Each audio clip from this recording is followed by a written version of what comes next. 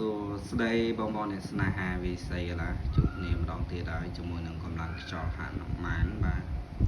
អានោះមានអវ៉ាន់ភៀវផ្ញើឲ្យជួយលក់ដូរសេរីមួយបងប្អូនបាទ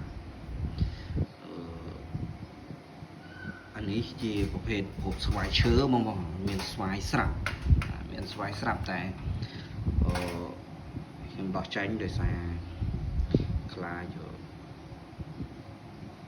ខាង YouTube គេអត់ឲ្យបង្ហោះណាបងប្អូនបាទពួកគេយកតែស្វាយឈើគឺបាក់ក្នុងការបង្ហោះណាអញ្ចឹងទៅក៏ដោះចេញទៅបាទมันមានសម័យទេបងប្អូនបើសិនជាត្រូវការទាំងសម័យខ្ញុំមានសម័យមកទឹកដាក់ឲ្យបានបាទហើយ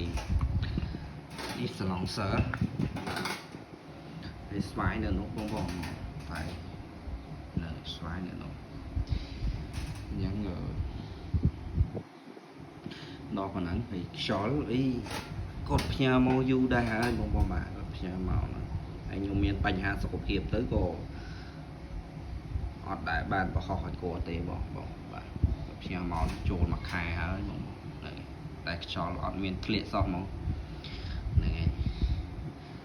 ទើបបានចាប់បង្ហោះឲ្យគាត់បាទ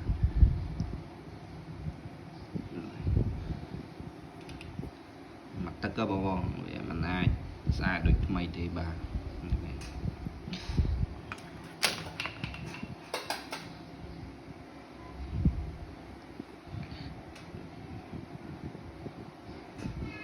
សម្រាប់ហើយអានេះនិយាយថាបងខ្លះតែរត់ឆ្ងល់រីកឈូលេតើដូចអត់ឃើញមានបងបាទខ្ញុំមើលខ្ញុំឲ្យប្រៀបធៀបមើលអានេះតែ10ទេបាទ10 MPa អានេះឡើងដល់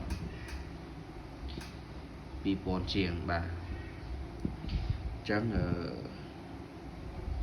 ខ្យល់វាចែកហើយបងបាទហ្នឹងហើយអានេះ regulator ប្រកបបងregulator នៅខាងក្នុងដបនេះស្រាប់